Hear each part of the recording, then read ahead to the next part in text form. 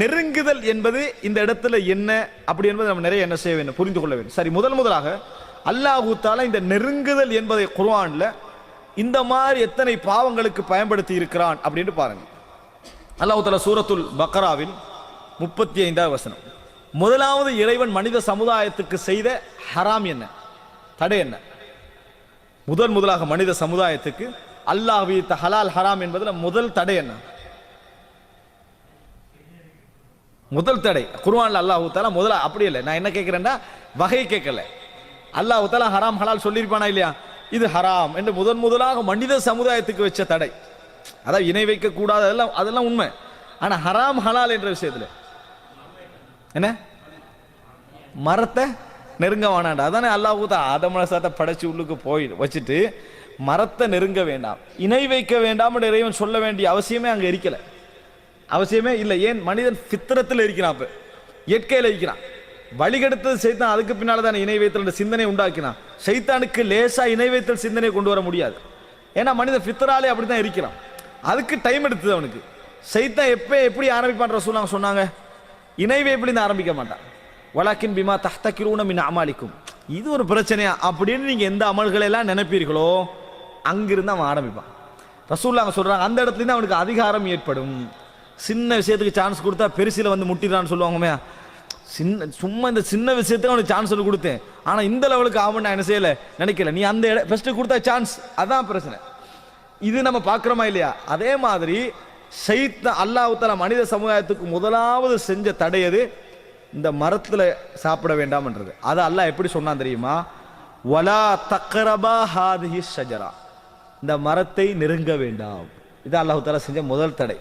தஅக்குலா வலா தஅக்குலா ஹாதிஹி ஷஜரான்னு குர்ஆன்ல வராது. குர்ஆன் என்ன செய்ய வராது, இந்த மரத்திலிருந்து சாப்பிட வேண்டாம் அப்படின்னு குர்ஆன்ல வராது. எப்படி வரும்? வலா தக்ரபா ஹாதிஹி ஷஜரா, இந்த மரத்தை நெருங்க வேண்டாம். அவங்க செஞ்ச பாவம் என்ன, நெருங்கியதா? இல்லை. ஃபஅகலா மின்ஹா, அதிலிருந்து சாப்பிட்டார்கள். அல்லாஹ் தஆலா அவர்கள் செய்த பாவம் என்று சொல்ற நேரத்தில் என்ன சொல்றான்? ஃபஅகலா மின்ஹா, அதிலிருந்து சாப்பிட்டார்கள். அப்படின்னா நெருங்குறதல்ல பாவம். எது பாவம்? சாப்பிடுறதுதான் பாவம். ஆனா அந்த பாவத்துக்கு அல்லாஹ் எப்படி சொன்னா, வலா தக்ரபா ஹாதிஹி ஷஜரா, மரத்தை நெருங்க வேண்டாம் அப்படின்ற அல்லாஹ் தஆலா. அப்ப கிட்ட நெருங்கி போனா கூட அவங்களுக்குரிய தண்டனை இறைவன் என்ன செஞ்சிருக்காது, வந்திருக்காது. ஆனால் சாப்பிடுறதான் பாவம். ஆனா சொல்ற நேரத்தில் அல்லாஹ் என்ன சொன்னா, வலா தக்ரபா ஹாதிஹி ஷஜரா, இந்த மரத்தை நெருங்க வேண்டாம். ஏனென்றா சைத்தான் சொல்றது உண்மையா பொய்யாண்டு பார்ப்போம் அப்படின்ற சிந்தனைக்கு கூட நெருங்கி இருக்கலாம். நெருங்கிட்டா போதுமான சைத்தானுக்கு மற்றதெல்லாம் ஈஸி. சைத்தானுக்கு மிகவும் ஈஸியாக அமையும்.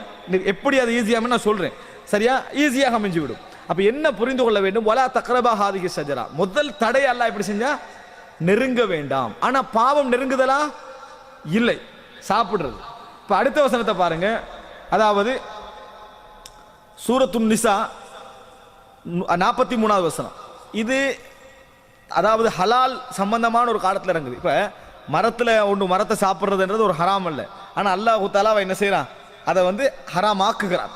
அதே போல அல்லாஹ் தஆலா என்ன செய்யறான்னு சொன்னால், சாராயம் ஹலாலாக இருந்த ஒரு காலகட்டத்தில் அந்த சாராயத்தை ஒரே ஒரு டைம்ல மட்டும் அல்லாஹ் ஹராம் ஆக்கினான். எப்ப? தொழுகைக்கு நம்ம வார நேரத்தில் என்ன செய்ய வேண்டாம், நீங்கள் தொழுகைக்கு வரவானா சாராயம் குடிச்சனே இல்லை. அது அல்லாஹ் தஆலா எப்படி சொல்றான் தெரியுமா? அதாவது வலா தக்ரபுஸ் ஸலா யா அய்யுஹல்லதீன ஆமனு, ஈமான் கொண்டவர்களே, லா தக்ரபுஸ் ஸலாத்த வ அன்தும் சுகாரா, தொழுகையை நெருங்க வேண்டாம். நீங்கள் போதை உடையவர்களாக இருக்கிற நேரத்தில் தொழுகையை நெருங்க வேண்டாம் அப்படின்னு அல்லாஹ் தஆலா சொல்றார். தொழ வேண்டாம்னு சொல்லல.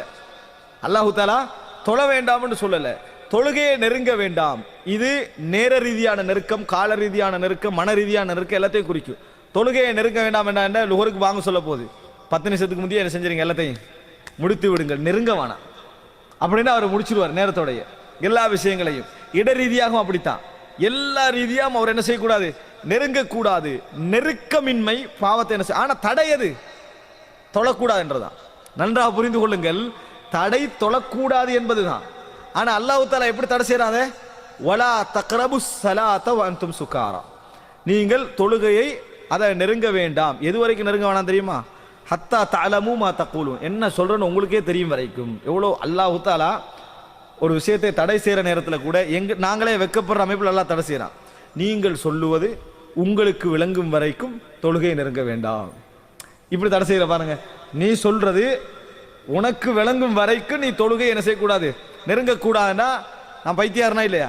நான் சொல்றது எனக்கு விளங்கலை, அப்ப அது வரைக்கும் தொழுகை நெருங்க வேண்டாம் இறைவன் சொல்றதை வச்சே ஒரு அக்கல் உள்ளவன் என்ன செய்வான், இவ்வளவு கேவலமான ஒரு ரிசல்ட்டா இது இதுல கிடைக்குது அப்படின்னு நினைப்பான். அதே போல பாருங்க குர்ஆன்ல அல்லாஹ் தஆலா அதாவது சூரா அன்ஆமில் 152வது வசனத்தில் வலா தக்ரபு மாலல் யதீம், அனாதைகளுடைய சொத்தை நெருங்க வேண்டாம்.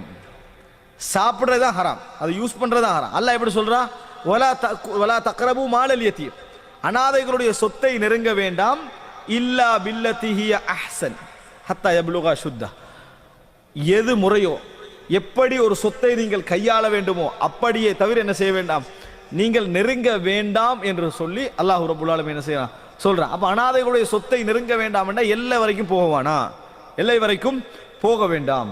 அதே போல குர்ஆன்ல நீங்க பாருங்கள் சூரா இஸ்ரா 32 33 வலா தக்ரபு ஸினா, நம்மளுக்கு எல்லாம் நெருங்க வேண்டாம்டா அதான் டக்குன்னு என்ன செஞ்சிடும் ஞாபகம் வந்துடும். வலா தக்ரபு ஸினா, விபச்சாரத்தை நெருங்க வேண்டாம். இன்னஹு கான ஃபாஹிஷத்தன் வஸாஅ ஸபீலா, அது ஒரு மானக்கேடான விஷயம், வழிகளால் மிக மோசமானது அப்படின்னு அல்லாஹ் தஆலா சொல்றான். எப்படி சொல்றான், நெருங்க வேண்டாம்னு சொல்லிட்டு நெருங்க வேண்டாம் என்று அல்லாஹ் தஆலா என்ன செய்றான், அதை சொல்லுகிறான். இப்படி நெருங்க வேண்டாம் என்று ரசூலுல்லாஹி ஸல்லல்லாஹு அலைஹி வஸல்லம் அவர்களும் பாவங்களுக்கு என்ன செஞ்சுக்கிறாங்க, நிறைய உபயோகித்திருக்கிறார்கள். அப்ப நீங்க பாருங்க, நெருங்க வேண்டாம் என்ற இறைவனது அந்த பாவினை விபச்சாரத்துக்கு மட்டுமல்ல, நிறைய விஷயத்துக்கு எல்லாம் சொல்லிக்கிறான். ஏன்னா நாங்கள் சில உரைகளை சில விளக்கங்களை கேட்கிறோம், அல்லாஹ் தஆலா மற்ற பாவங்கள் எல்லாம் செய்ய வேண்டாம்னு சொல்லிக்கிறான், இந்த பாவத்தை நெருங்க வேணாம் ஏன் சொல்லிக்கிறான் தெரியுமா அப்படி என்று அப்படி சொல்வதை நம்ம பார்க்கிறோம். ஆனா அல்லாஹ் அப்படி இல்லை, பாவத்தை எங்க உபயோகித்தாலும் நெருங்க வேண்டாம் என்ன செய்யறான் அல்லாஹ் தஆலா பொதுவாக சொல்லுவதை நீங்கள் பார்க்கலாம். எந்த பாவமாக இருந்தாலும் சரி நீங்க நெருங்க வேண்டாம் என்று அல்லாஹ் தஆலா சொல்றான். சரி, எந்த பாவத்துக்கு அப்படி சொல்லிக்கிறானா அப்படின்னு நீங்க பார்த்தீங்கன்னு சொன்னால் அல்லாஹ் தஆலா சூரா அன்ஆமில் 151வது வசனத்திலே சொல்கிறான், வலா தக்ரபுல் ஃபவாஹிஷ், மானக்கேடான பாவங்களை நெருங்க வேண்டாம். மா பஹர மின்ஹா வமா பதன், அது வெளிப்படையாக தெரிகின்ற பாவங்களாக இருந்தாலும் சரி, அந்த மானக்கேடு அதில் வெளிப்படையாக இருந்தாலும் சரி, அதில் மறைமுகமாக இருந்தாலும் சரி, மானக்கேடான விஷயங்களை நெருங்க வேண்டாம் அப்படி என்று சொல்லி அல்லாஹ் ரப்பல் ஆலமீன் சொல்லி காட்டுகிறார். அன்புள்ள சகோதரர்களே, எனவே இப்போ எங்களோட ஆள் மனதில் ஒரு விஷயம் பதியணும், எங்கள் மனதுகளில் ஒரு விஷயம் பதிய வேண்டும். என்ன, பாவத்தை செய்ய வேண்டாம் என்ற சிந்தனையிலே நாம் எப்பொழுதும் இருக்காமல் நெருங்க வேண்டாம் என்கின்ற சிந்தனை நம்மளுக்கு வர வேண்டும். முதலாவது நெருங்குதல் என்பதைத்தான் இஸ்லாம் என்ன செய்கிறது, நிறைய தடை செய்கிறது.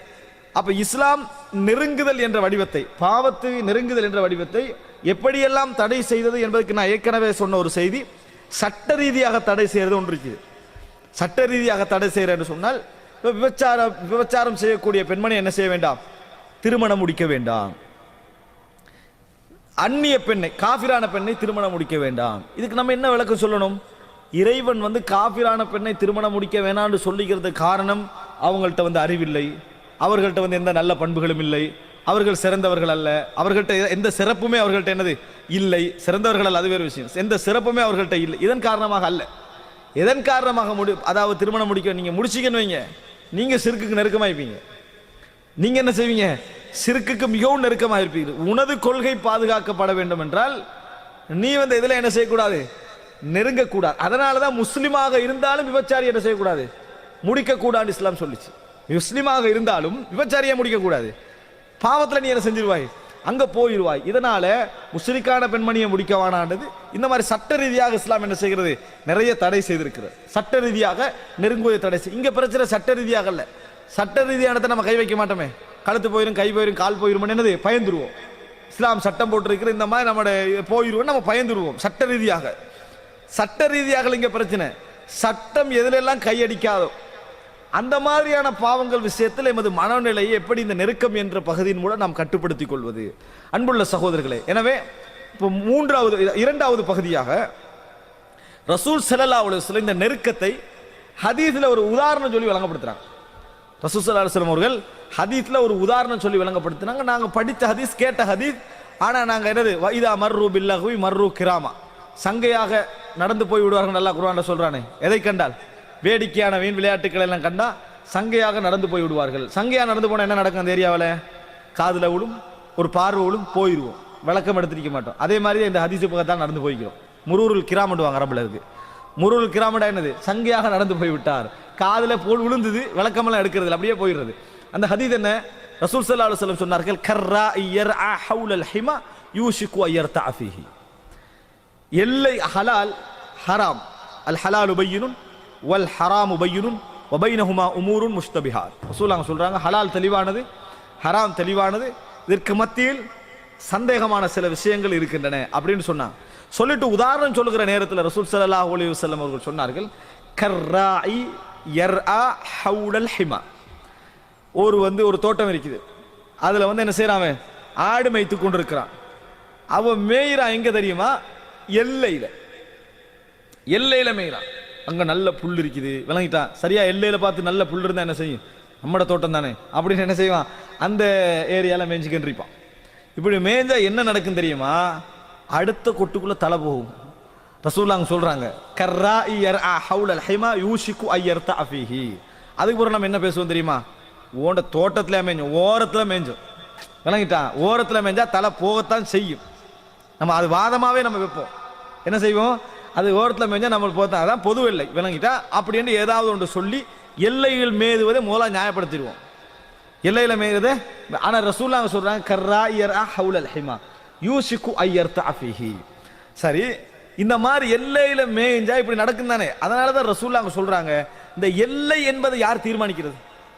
இதுதான் எல்லை. நெருங்க வேண்டாம் என்பதை யாரும் உலகத்துல தீர்மானிக்கல. நல்லா புரிஞ்சுக்கங்க.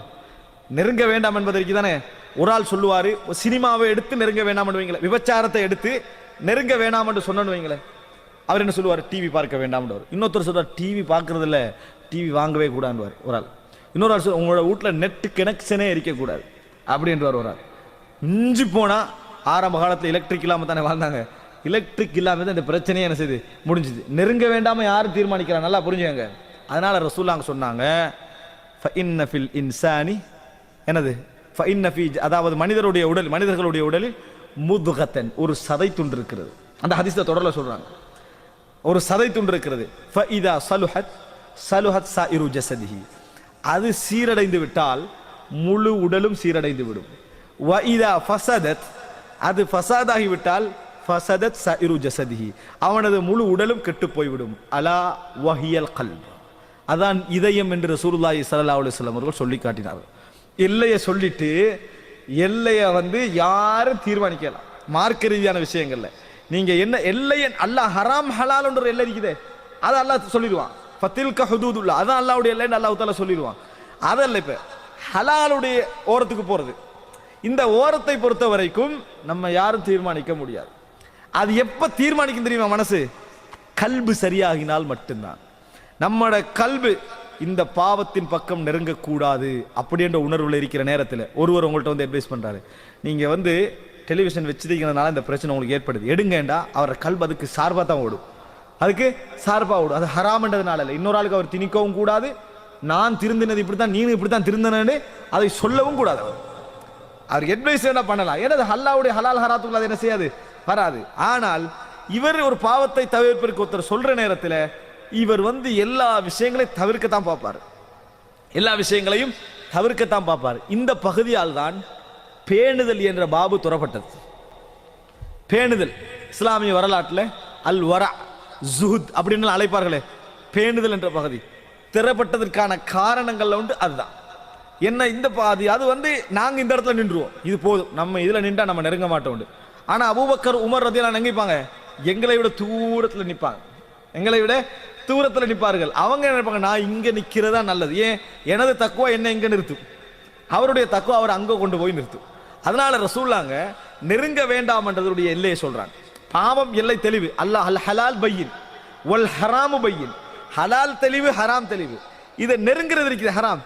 இந்த ஹராத்தை நெருங்குவதை பொறுத்த வரைக்கும் எந்த இடத்துல நிக்கணும் என்பது யாரால என்ன செய்ய முடியாது, தீர்மானிக்க முடியாது. அதனாலதான் ரசூலுல்லாஹ் சொன்னாங்க, என்னது இந்த உடம்புல என்ன செய்திருக்க, உடம்புல என்ன இருக்கிறது, ஒரு முதுகா, ஒரு சதை துண்டு இருக்கிறது. வஇதா ஸலுஹத், அது சரியாகிவிட்டால் டோட்டல் பொடியும் சரியாகிவிடும். அப்படி என்ன ஹலாலின் பக்கம் அது இணைஞ்சிரும்.